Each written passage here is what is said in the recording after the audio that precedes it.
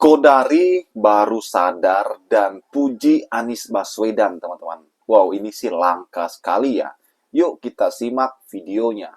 Akan menjadi partai terbesar di Indonesia. Kalau Mas Anies mau melakukan perubahan atau Mas Anies mau masuk ke ranah politik, ya memang jalan paling aman itu adalah dengan mendirikan partai politik. Saya kira itu salah satu pelajaran yang paling jelas polanya Bang Karni ya dari pengalaman tokoh-tokoh politik kita dalam rentang tahun 98, 99 sampai dengan sekarang. Nahdlatul Ulama, Gus Dur ingin punya pengaruh di politik, mendirikan PKB. Pak Amin Rais ya sebagai tokoh reformasi, boleh dibilang tokoh perubahan juga pada masa itu ya.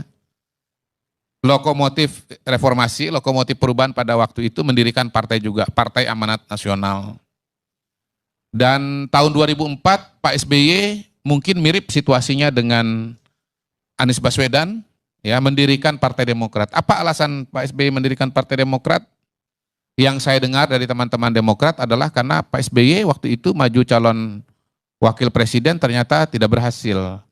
Dan beliau serta teman-teman membuat kesimpulan bahwa masalahnya adalah karena Pak SBY tidak punya partai politik. Karena itu dibuatlah partai politik.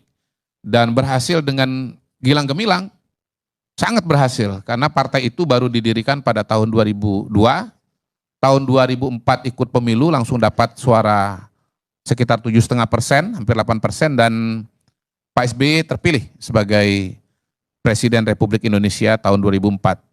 Dan sampai sekarang partai politik tersebut masih ada dan diteruskan oleh Ananda Agus Harimurti Yudhoyono, ya, disingkat AHY, dari SBY ke AHY.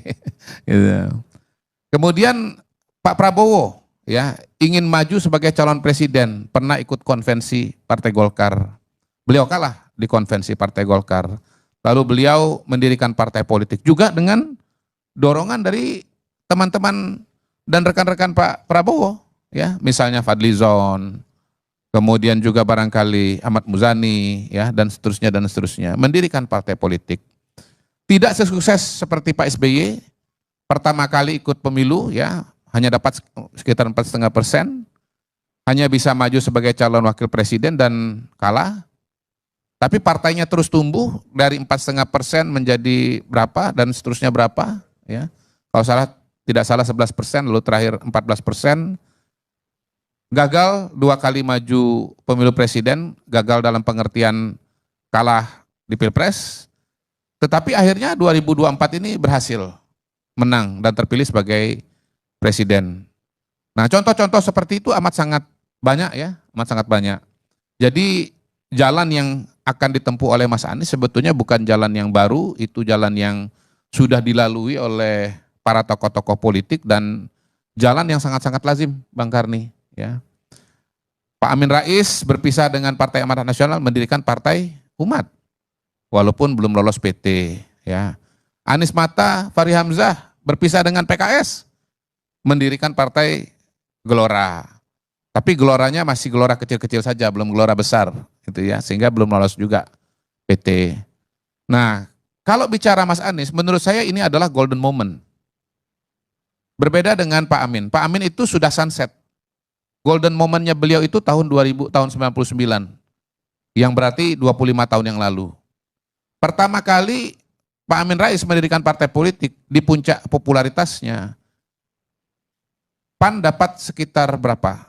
7% kalau tidak salah, 7,1. 25 tahun kemudian sekarang beliau ikut mendirikan partai politik Umat, Partai Umat. Ya, saya lupa angkanya persis tetapi tidak lolos parliamentary threshold. Nah, tentunya Mas Anies jangan mengulangi kesalahan yang sama. Ya, kalau Mas Anies mendirikan partai politik katakanlah 5 tahun dari sekarang, mungkin popularitas beliau tidak seperti pada hari ini. Pada hari ini saya melihat popularitasnya masih sangat-sangat masih sangat kuat. Di Jakarta setidaknya ya ada pendukung ibu bapak, kemudian di surveinya kemarin tinggi, di nasional dapat suara 25%.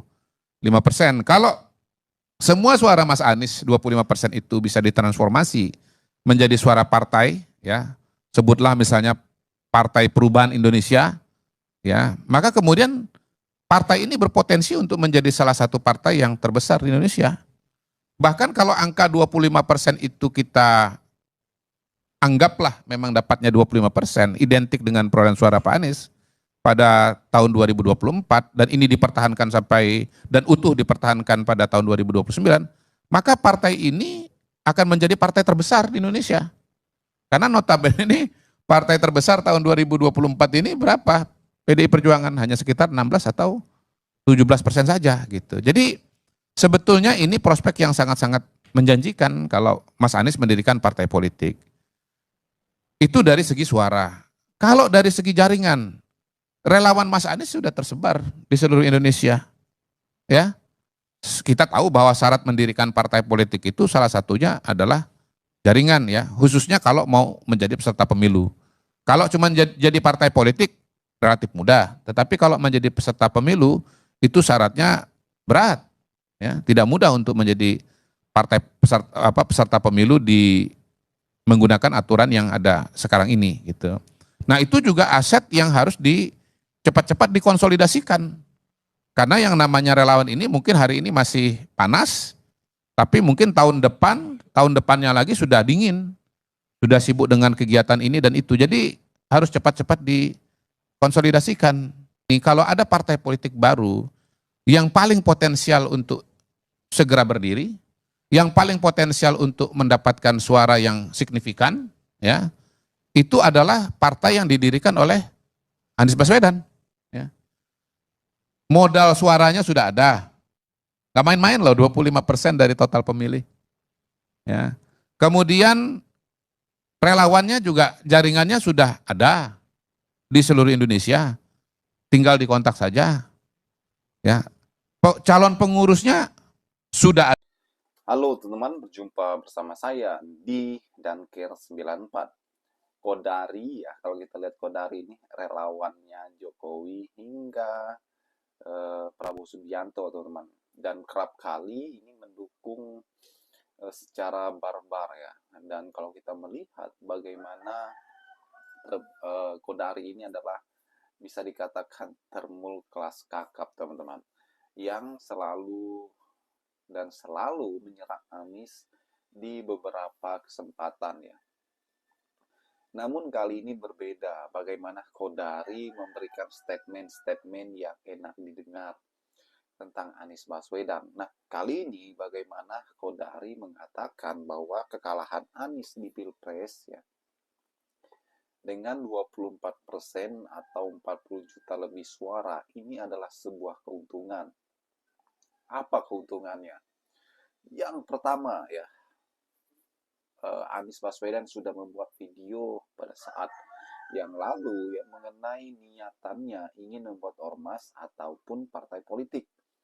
Nah, yang menarik adalah ketika Kodari menyebutkan bahwa jika 40 juta suara ini, teman-teman ya, 40 juta orang ini akan bergabung dan merespon Pak Anies yang membuat partai, ini sebuah ancaman besar bagi partai-partai besar.